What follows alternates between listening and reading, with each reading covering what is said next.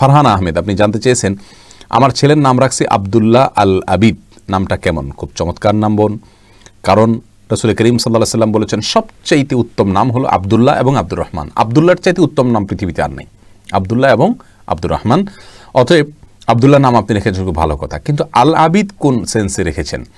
আমাদের বাংলাদেশে মানুষের কয়েকটা নাম থাকে এক একজনের, এটা একটা ভুল কালচার সংস্কৃতি। একজন মানুষের একটা নাম হবে, তার নামের পরে তার বাবার নামটা লেজুর হিসাবে থাকবে, তার সাথে তার বংশগত নামটা থাকবে, given name, surname, family name, তিনটা নাম দরকার পাসপোর্টের জন্য, আন্তর্জাতিকভাবে বিভিন্ন ফর্ম ইত্যাদি ফিল আপ করার জন্য।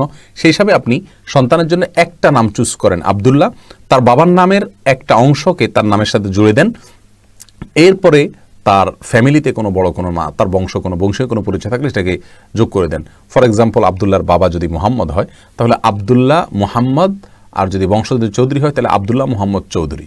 এটা হলো নাম রাখার ক্ষেত্রে সুন্নাহ সম্মত আপনার ফরম্যাট। কিন্তু আমরা মানে অর্থহীনভাবে রাখি আবদুল্লাহ আল আবিদ। আল আবিদের অর্থ হলো আবিদ বংশের ছেলে আবদুল্লাহ, কারণ আরবিতে নামের শেষে যদি আল থাকে তার মানে হলো এটা বংশকে মিন করছে। আপনি আবদুল্লাহ আল আবিদ রাখার মানে হলো আবিদ বংশের ছেলে আবদুল্লাহ। আসলে কি তাই? বাস্তবতা তা না, যার কারণে এটা একটা ভুল। তবে হ্যাঁ, এটা রাখলে যে গুনাহ হবে ব্যাপারটা সেরকম না, কিন্তু এটা মানে অনর্থক বা অর্থবহ না। আবদুল্লাহ ঠিক আছে, কিন্তু পরবর্তী অংশটি তার বংশ যদি আল আবিদ নামে কেউ না থাকে, আমরা অনেক সময় দুইটা নাম রাখি, আবদুল্লাহ তার নাম, আবিদও তার নাম, তাহলে আল লাগবেন কেন? আল লাগানোর কোনো প্রয়োজন নেই।